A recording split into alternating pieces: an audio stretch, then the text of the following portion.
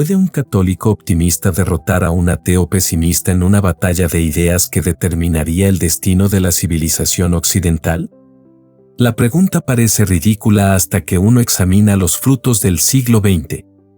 Mientras Friedrich Nietzsche proclamaba la muerte de Dios y la necesidad de crear valores desde la nada, yo sostuve algo aparentemente absurdo, que los valores eternos nos encuentran a nosotros, y que la humildad cristiana es más revolucionaria que cualquier superhombre. Dos visiones del mundo, dos profetas de caminos opuestos, dos legados que marcaron profundamente nuestro tiempo.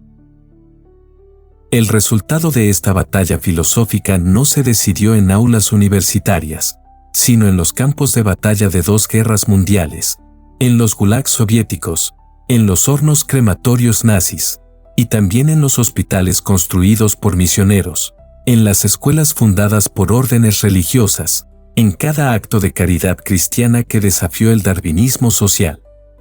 La historia misma se convirtió en el laboratorio donde estas dos filosofías fueron puestas a prueba, y los resultados son más reveladores de lo que muchos académicos están dispuestos a admitir.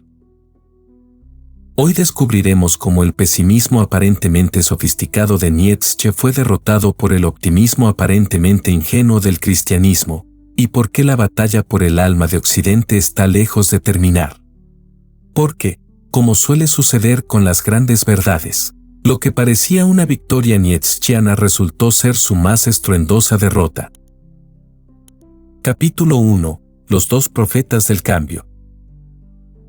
Friedrich Nietzsche y yo nacimos en la misma Europa, respiramos el mismo aire de crisis que caracterizó el fin del siglo XIX, pero llegamos a conclusiones diametralmente opuestas sobre el destino de la humanidad.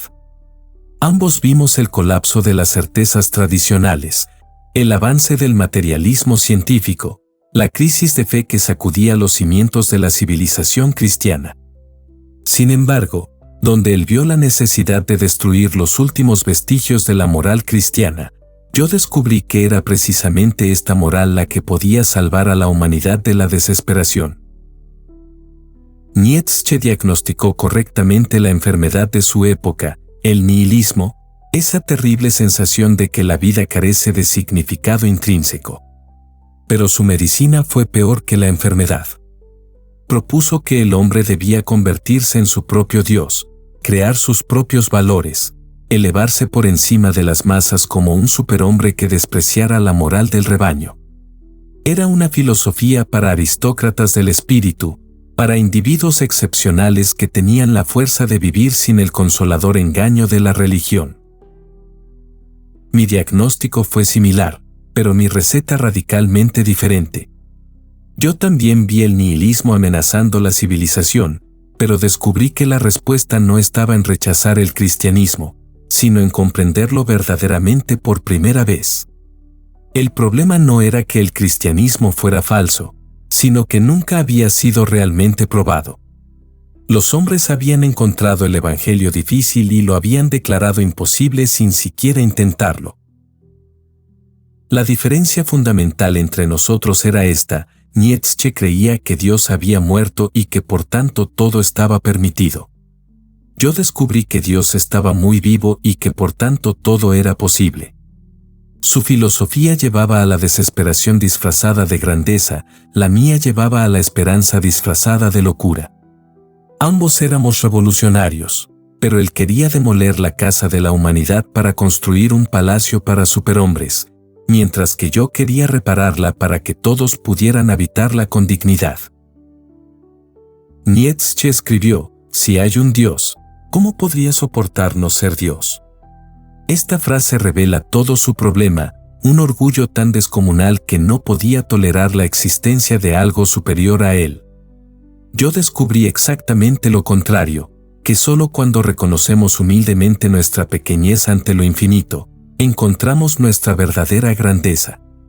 El superhombre de Nietzsche era en realidad un hombre diminuto que se creía gigante. El cristiano es un hombre pequeño que participa realmente de la vida divina. La paradoja es deliciosa. Nietzsche, que predicaba la vida y la fuerza, terminó en la locura y la parálisis. Los cristianos, que predican la muerte al yo, han construido la civilización más vibrante y humanitaria que el mundo haya conocido. Su filosofía de poder llevó a la impotencia, nuestra filosofía de servicio llevó al dominio benevolente sobre la creación. Capítulo 2. La muerte de Dios vs. La resurrección de la esperanza. Cuando Nietzsche proclamó que Dios ha muerto, no estaba simplemente anunciando el final de la creencia religiosa. Estaba diagnosticando una crisis cultural profunda, el momento en que la civilización occidental perdió su centro gravitacional moral y espiritual. En esto, debo admitir, su percepción era aguda. Pero su solución fue como prescribir veneno para curar una indigestión. El filósofo alemán vio correctamente que sin Dios, los valores tradicionales de compasión, igualdad y justicia se volvían arbitrarios. Si no hay un fundamento absoluto para la moral, entonces cualquier sistema de valores es tan válido como cualquier otro. Su respuesta fue audaz pero desastrosa, ya que todos los valores son arbitrarios, que los fuertes impongan sus valores sobre los débiles. La moral cristiana era para él la moral de los esclavos, una conspiración de los débiles para maniatar a los fuertes. Yo llegué a una conclusión completamente diferente a partir del mismo diagnóstico.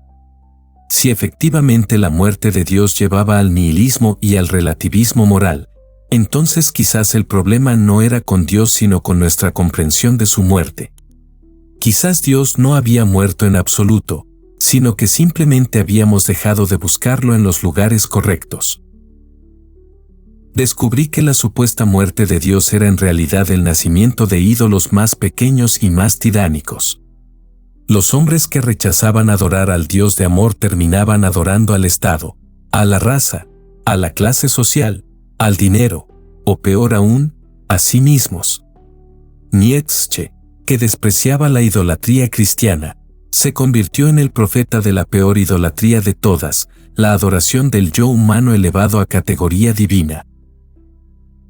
La ironía histórica es perfecta, mientras Nietzsche declaraba que Dios había muerto, Dios estaba más vivo que nunca en las obras de caridad, en los hospitales, en las escuelas, en los movimientos de justicia social que transformaban el mundo. Los discípulos de Cristo estaban aboliendo la esclavitud, educando a las masas, cuidando a los enfermos, defendiendo a los oprimidos, mientras los discípulos de Nietzsche se preparaban para crear nuevas formas de esclavitud más allá del bien y del mal. La verdadera diferencia entre nosotros no era sobre si Dios existía, sino sobre qué tipo de Dios merecía la pena. El Dios de Nietzsche era el superhombre, una deidad narcisista que creaba valores según su voluntad de poder. Mi Dios era el Cristo crucificado, una deidad que se vaciaba de sí misma por amor a la humanidad. Su Dios exigía sacrificios humanos en el altar del progreso, mi Dios se sacrificaba a sí mismo en el altar de la redención humana.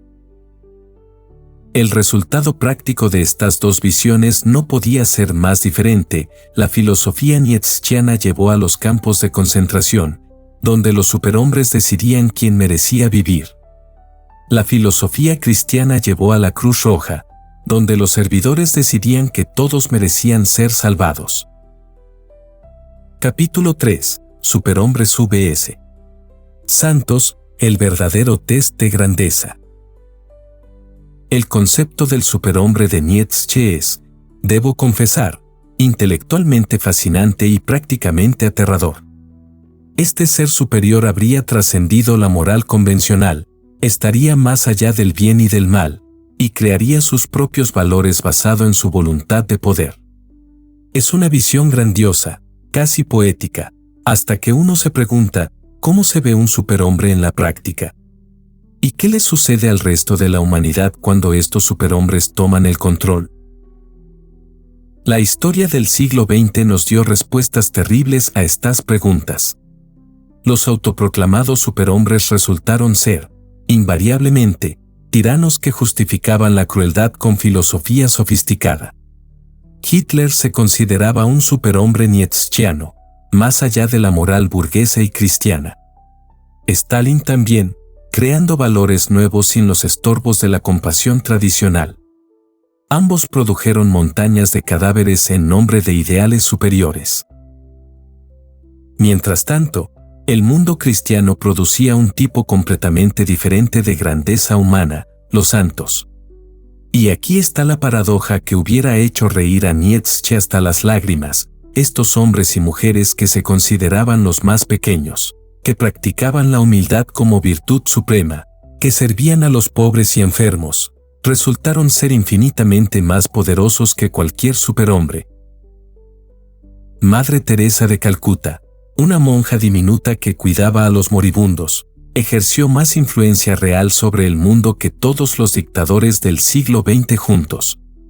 Francisco de Asís, que se despojó de todas sus posesiones para servir a los leprosos, construyó un movimiento que transformó Europa más profundamente que cualquier conquistador. Estos débiles cristianos movieron montañas, mientras que los fuertes superhombres solo pudieron mover ejércitos hacia la destrucción. La diferencia es instructiva, el superhombre nietzscheano obtiene su poder dominando a otros, el santo cristiano obtiene su poder sirviendo a otros. El superhombre se eleva pisoteando a las masas, el santo se eleva elevando a las masas. El superhombre crea valores arbitrarios basados en su voluntad, el santo descubre valores eternos basados en la voluntad divina. Nietzsche despreciaba la compasión como una debilidad que impedía la evolución humana. Los cristianos descubrimos que la compasión es la fuerza más poderosa del universo, capaz de transformar tanto al que la da como al que la recibe. Su moral de señores producía esclavos, nuestra moral de esclavos producía hombres libres. La prueba definitiva de estas dos filosofías no está en su elegancia intelectual, sino en sus frutos históricos. Los seguidores de Nietzsche construyeron campos de concentración, los seguidores de Cristo construyeron hospitales. Los primeros declararon que cierta gente no merecía vivir, los segundos declararon que toda gente merecía ser salvada. Capítulo 4. La voluntad de poder vs. La voluntad de servir. En el corazón de la filosofía nietzscheana late el concepto de voluntad de poder, la idea de que el impulso fundamental de toda vida es expandirse, dominar, imponerse sobre la resistencia. Para Nietzsche, esta era la fuerza motriz del universo, y cualquier filosofía que la negara estaba negando la vida misma. El cristianismo, con su énfasis en la humildad, el sacrificio y el servicio, era por tanto una religión antivida, una negación patológica de los instintos naturales humanos. Yo descubrí exactamente lo contrario, y la paradoja es tan deliciosa que vale la pena saborearla lentamente. Resulta que la voluntad de servir es infinitamente más poderosa que la voluntad de poder, precisamente porque es más natural, más acorde con la estructura fundamental de la realidad. El universo mismo está construido sobre principios de servicio mutuo, las estrellas sirven a los planetas a la vida a la conciencia, y la conciencia a Dios. Observen la diferencia práctica, cuando un hombre busca el poder para sí mismo, se convierte en esclavo de su propia ambición.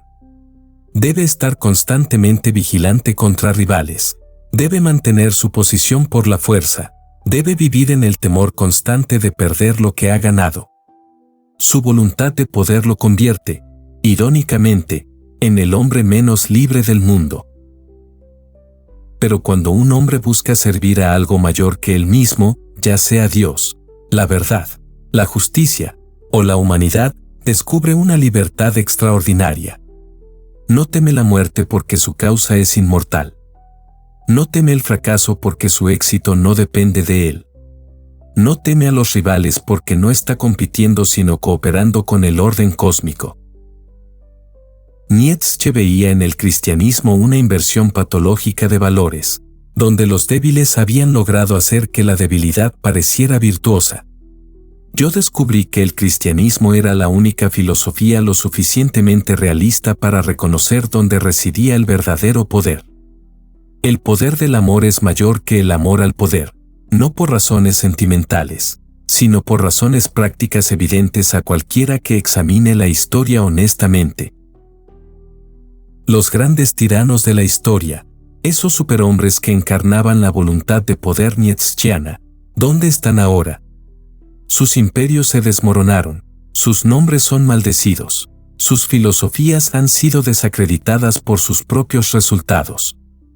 Mientras tanto, un carpintero judío que predicó que el que quiera ser el primero debe ser el último y servidor de todos sigue teniendo más seguidores que cualquier conquistador, más influencia que cualquier emperador, más poder que cualquier dictador. La voluntad de servir resulta ser la verdadera voluntad de poder, porque se alinea con las leyes fundamentales del universo en lugar de luchar contra ellas. Es como la diferencia entre nadar con la corriente y nadar contra ella, ambos requieren esfuerzo, pero solo uno llega realmente a algún lugar. Capítulo 5. El fracaso del nihilismo y el triunfo de la esperanza. Una de las contribuciones más importantes de Nietzsche fue su diagnóstico del nihilismo moderno. Dio con claridad profética que una vez que la ciencia moderna desencantara el mundo, una vez que la religión fuera relegada al reino de la superstición, los seres humanos se encontrarían en un universo vacío de significado intrínseco. Su pregunta era válida: si no hay Dios, si no hay propósito cósmico, si somos simplemente accidentes evolutivos en un planeta insignificante, ¿cómo podemos evitar la desesperación total? Su respuesta fue heroica pero imposible: creemos nuestro propio significado a través de un acto de voluntad pura. El superhombre sería aquel que pudiera mirar al vacío del universo sin parpadear y declarar: así es como yo quiero que sean las cosas. Era una filosofía para titanes del espíritu, para individuos extraordinarios capaces de cargar sobre sus hombros el peso completo de la existencia sin un fundamento divino. El problema es que los seres humanos, incluso los más excepcionales, no son titanes. Son criaturas finitas con necesidades infinitas, seres temporales con hambre de eternidad, individuos pequeños con sed de absoluto. La filosofía nietzscheana exigía de la humanidad algo que estaba más allá de sus capacidades naturales: crear significado de la nada, encontrar propósito en el absurdo, extraer esperanza de la desesperación. Los resultados del experimento nietzscheano en el siglo XX fueron devastadores.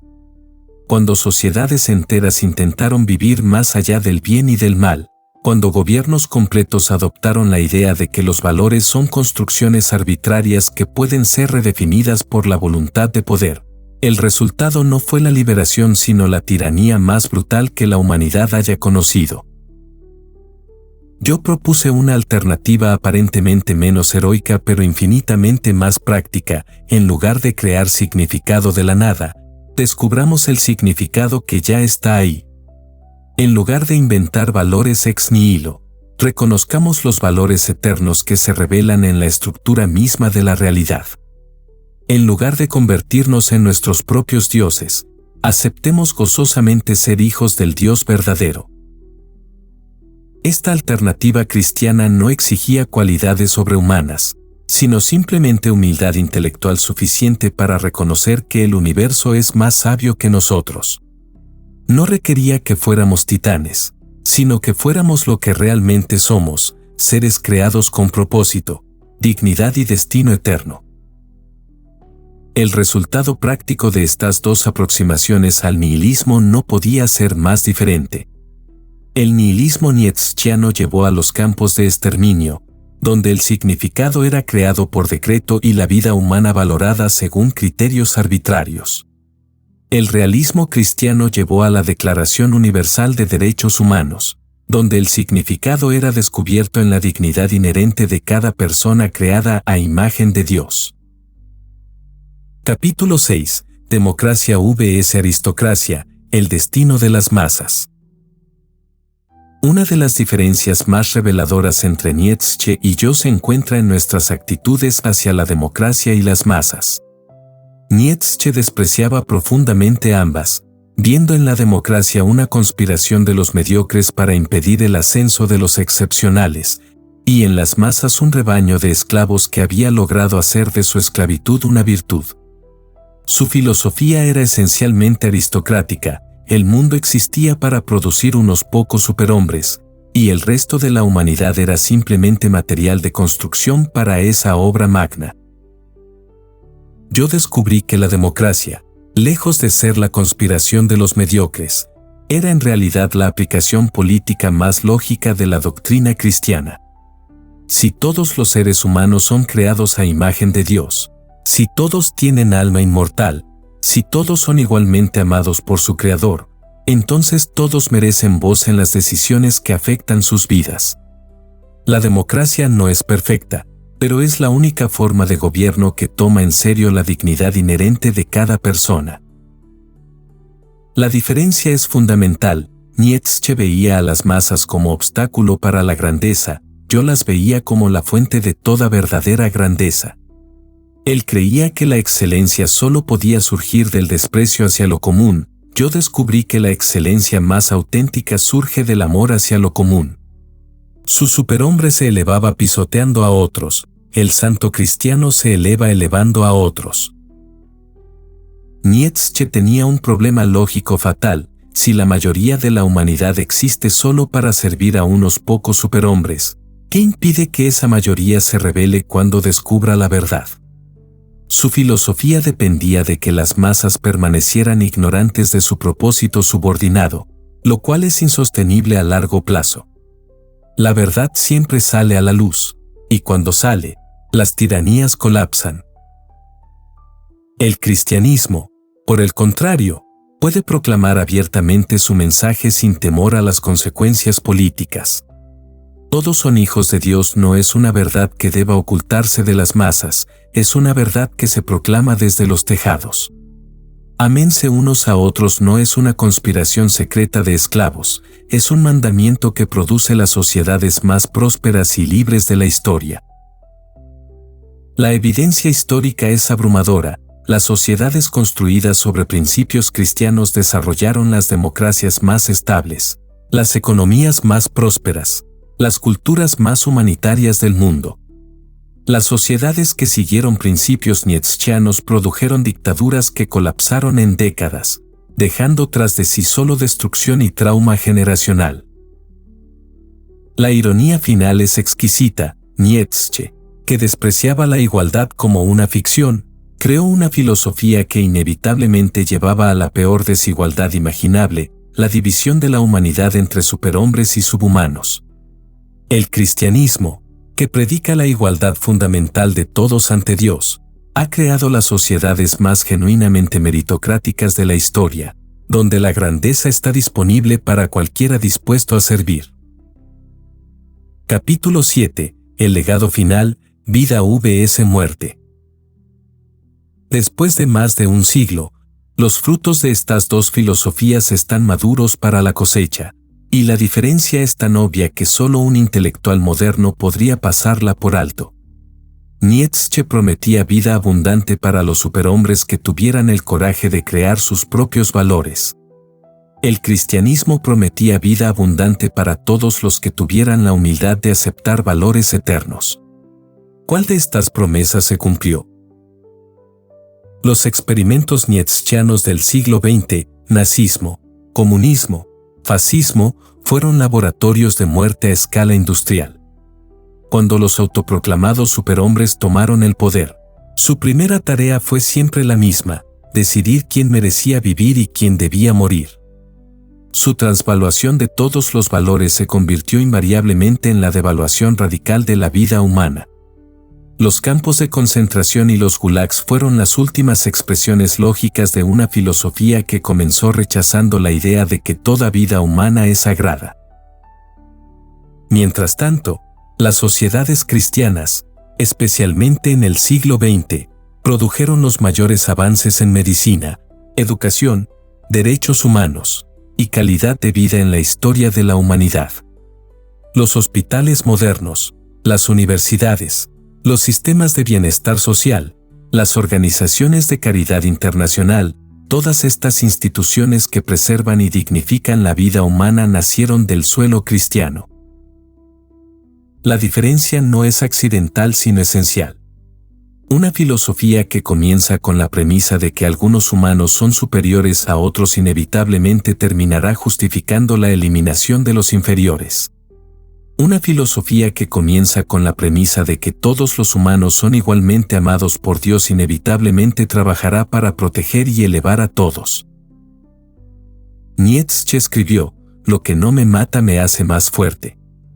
Esta frase se ha vuelto popular en nuestra cultura terapéutica, pero esconde una visión fundamentalmente darwinista de la existencia donde solo los más aptos merecen sobrevivir. El cristianismo enseña algo completamente diferente: lo que debería matarme puede ser redimido por el amor, y la debilidad humana es el lugar donde la fuerza divina se manifiesta más claramente. El legado de Nietzsche es una serie de preguntas brillantes sin respuestas viables. ¿Cómo vive uno en un universo sin propósito? ¿Cómo encuentra significado en el absurdo? ¿Cómo crea valores de la nada? Sus seguidores siguen luchando con estas preguntas, y su lucha los lleva invariablemente hacia el nihilismo que él quería superar. El legado del cristianismo es una respuesta viable a la pregunta fundamental de la existencia: vivimos en un universo creado por amor, con propósito, hacia un destino eterno. Esta respuesta no elimina el sufrimiento o la duda, pero los coloca en un contexto que los hace soportables y hasta fructíferos. La batalla del siglo XX no fue entre religión y ciencia, sino entre dos visiones de lo que significa ser humano. Una visión ganó de manera tan decisiva que solo la amnesia histórica puede explicar por qué algunos intelectuales siguen defendiendo a Nietzsche. Conclusión. Al final, la gran batalla filosófica del siglo XX se decidió no en bibliotecas sino en la vida real, no en debates sino en consecuencias. Nietzsche y yo ofrecimos dos caminos radicalmente diferentes para la humanidad: él hacia la autodeificación, yo hacia la humildad ante lo divino. Él hacia la creación arbitraria de valores, yo hacia el descubrimiento de valores eternos. Él hacia el poder sobre otros, yo hacia el servicio a otros. Los resultados están ante nosotros con la claridad brutal de la historia. La filosofía nietzscheana produjo las mayores tragedias del siglo XX, la filosofía cristiana produjo sus mayores triunfos humanitarios. Nietzsche tenía un problema lógico fatal: si la mayoría de la humanidad existe solo para servir a unos pocos superhombres, ¿qué impide que esa mayoría se rebele cuando descubra la verdad? Su filosofía dependía de que las masas permanecieran ignorantes de su propósito subordinado, lo cual es insostenible a largo plazo. La verdad siempre sale a la luz, y cuando sale, las tiranías colapsan. El cristianismo, por el contrario, puede proclamar abiertamente su mensaje sin temor a las consecuencias políticas. Todos son hijos de Dios no es una verdad que deba ocultarse de las masas, es una verdad que se proclama desde los tejados. Ámense unos a otros no es una conspiración secreta de esclavos, es un mandamiento que produce las sociedades más prósperas y libres de la historia. La evidencia histórica es abrumadora: las sociedades construidas sobre principios cristianos desarrollaron las democracias más estables, las economías más prósperas, las culturas más humanitarias del mundo. Las sociedades que siguieron principios nietzscheanos produjeron dictaduras que colapsaron en décadas, dejando tras de sí solo destrucción y trauma generacional. La ironía final es exquisita: Nietzsche, que despreciaba la igualdad como una ficción, creó una filosofía que inevitablemente llevaba a la peor desigualdad imaginable: la división de la humanidad entre superhombres y subhumanos. El cristianismo, que predica la igualdad fundamental de todos ante Dios, ha creado las sociedades más genuinamente meritocráticas de la historia, donde la grandeza está disponible para cualquiera dispuesto